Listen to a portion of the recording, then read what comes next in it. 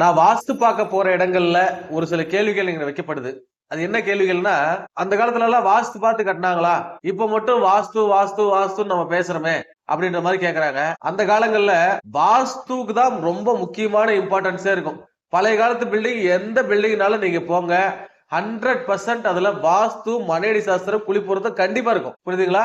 ஏன்னா அன்னைக்கு கட்டிடக்கலை வல்லுநர்களே வந்து பாத்தீங்க அப்படின்னா குருகுலத்துல படிச்சவங்களா இருந்தாங்க. குருகுலத்துல படிச்சவங்க அவங்களே வந்து பாத்தீங்கன்னா அதுக்குன்னு ஆர்கிடெக்சர், இன்னைக்கு ஆர்கிடெக்சர்னு சொல்றோம், அன்னைக்கு வந்து பாத்தீங்கன்னாக்க கட்டிடக்கலை வல்லுநர்கள் அவங்க எல்லாம் வந்து பாத்தீங்கன்னா குருகுலத்துல படிச்சு குருமார்கள் வழியா வந்து அந்த பில்டிங்ஸை கட்டினாங்க. அதனால வாஸ்துன்றது பழைய பில்டிங்ல பிரச்சனையே இருக்காது உங்களுக்கு, பழைய காலத்து பில்டிங்ல. இப்போ நவீன காலங்கள் வந்ததுக்கு அப்புறம் வந்து பாத்தீங்க அப்படின்னா நம்ம வந்து அந்த என்ன சொல்றது டிசைன் நிறைய கொண்டு வரோம் இல்லையா? இப்படி இருக்கணும் இப்படி இருக்கணும்னு சொல்லி நமக்கு நமக்கு அந்த மாடர்ன் ஆர்கிடெக்சர்னு சொல்லுவாங்க.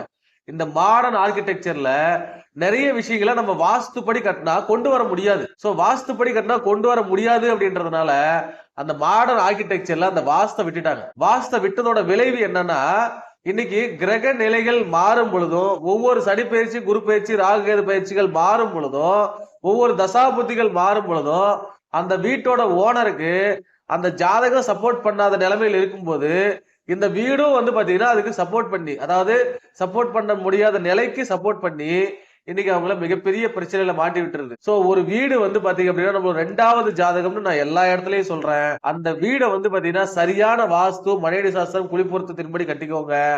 வாழ்க்கையில நிம்மதி நிலைச்சிருக்குன்னு வாஸ்து சாஸ்திரம் சொல்லுது.